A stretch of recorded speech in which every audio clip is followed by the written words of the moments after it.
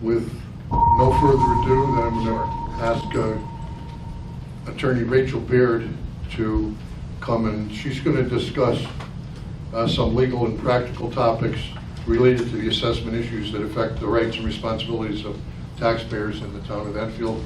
And she's a noted civil rights attorney, and she also serves as a BAA lawyer. So, Rachel?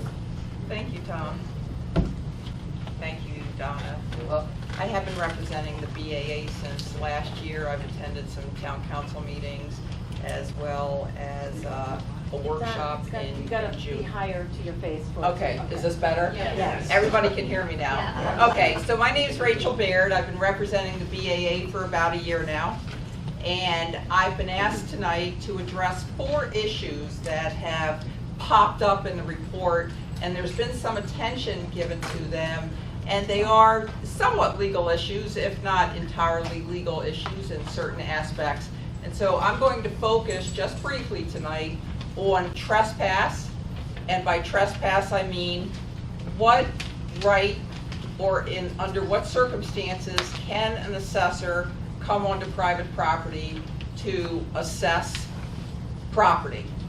Eavesdropping, that's something that came up in the report. It was somewhat diminished by the author of the report as a red herring, where he alleged that it was exaggerated by the Board of Assessment Appeals. So I'd like to address exactly how eavesdropping came up. Alteration of documents, there have been some allegations that the BAA documents were altered in some aspects after they left the BAA. I'd like to address that. And finally, in the report, there's discussion of zero value and whether it is in fact illegal, as the report indicates, to value a property at zero. So let's begin with trespass. In the report, the attorney who wrote the report, Attorney Coppola, references a case, Basilicus versus Town of Bloomfield. And he indicates in that case that the judge said that it's not a Fourth Amendment violation for a tax assessor to come onto your property. Now, to come into your house, yes, but not to come onto your property. But in fact, what that case actually says is that Basilicus went to the Board of Assessment Appeals in his town of Bloomfield, and he challenged the Board of Assessment Appeals and their valuation. And what the town says was, well, you didn't let us on your property, so how are we supposed to assess it? But under Practice Book Rule 13-9, which are the rules how lawyers proceed in civil matters, the town said, we want to inspect the property so we can in fact make our case. And the judge said, okay, I'm going to make an order that the town can go on that property and inspect it. So the report that was prepared for the town left all that out and just cites the judge as saying this would not be a Fourth Amendment violation. Well, there was a judge's order that the town in fact could go on the property. So that was left out of the report. So when you read the report or when you hear about the report, please know that attorneys disagree all the time about things. That's why there's usually two sides in each case. And judges disagree about things all the time. So just because an attorney wrote the report and made some conclusions in that report doesn't mean everybody would agree with that, and doesn't mean that all courts would agree with it. Now, Ms. Longy, a member of the Board of Assessment Appeals, and Ms. Dubanowski, I believe they're the ones that noticed during some hearings last year that a tape recorder had been left in the hearing room, and it was on top of a coat rack, and they noticed that it was there.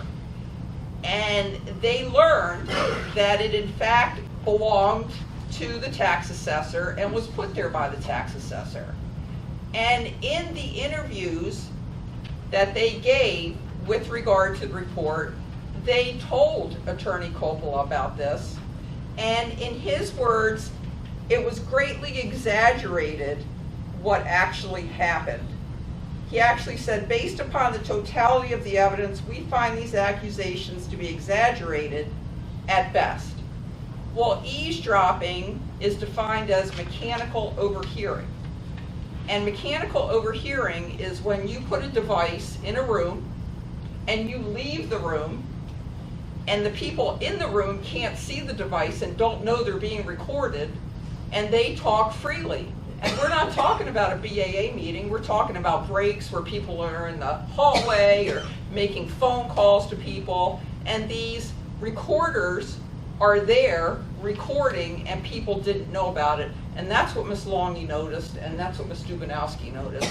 And it was somewhat disregarded and diminished in the report, but the BAA viewed that as an invasion of not only its privacy, but an invasion of the privacy of any citizens or residents who happen to be in the area. Now, altered documents, there were some mentions in the report about the BAA not complying with the Freedom of Information Act, not turning over their documents willingly. Well, there are a couple reasons for that. The BAA did not want their documents changed or altered in any way and wanted to keep them in the condition that they put them in after the hearings were over, because they could be used in court. And if documents are going to be used in court, you want the decisions you made to be written down and not changed. And in fact, there were grids, land grids, in certain appeals that when they were turned over to the tax assessor's office, there were notations made on them without a name put to it, without a date, and then they were sent back to the BAA, and it made it look like the BAA had made these notations on those documents when in fact they had not. So the BAA has been somewhat hesitant to hand over its documents, and in fact its documents have been changed, and there's no indication on there of who did it, so it makes it look like the BAA did it. Finally, in the report there's some talk about zero valuation of property. And in fact, it's mentioned as being illegal, being an illegal act to zero value a property. But in the report, there's a case that's mentioned, Breezy Knoll Association versus Town of Morris, which indicates that if a property is not marketable, that it can in fact have zero value. And that case cites another case that says encumbrances can reduce property's value to zero. And that's cited in a very case that is in a report prepared for the town that says you can't value property at zero. So I'm just giving these 4 examples to let everyone know on behalf of the BAA that just because there was a report written by an attorney, it doesn't have to be accepted at face value. Questions need to be asked about the report, and questions need to be asked why, in fact, the person writing the report sat almost like an appellate court over the BA and judged their decisions.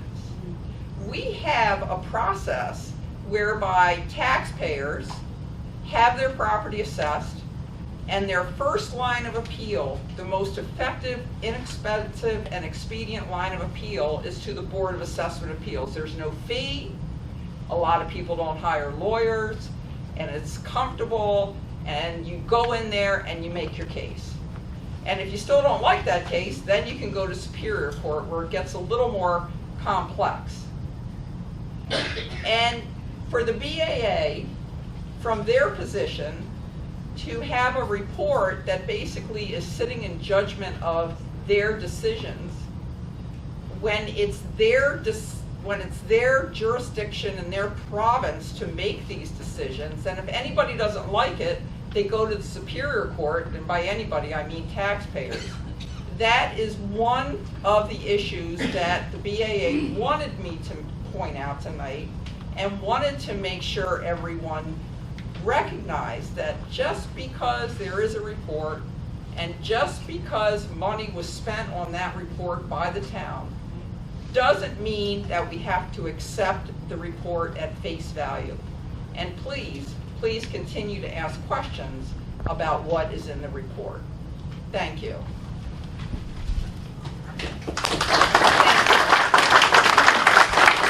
Thank you, Rachel.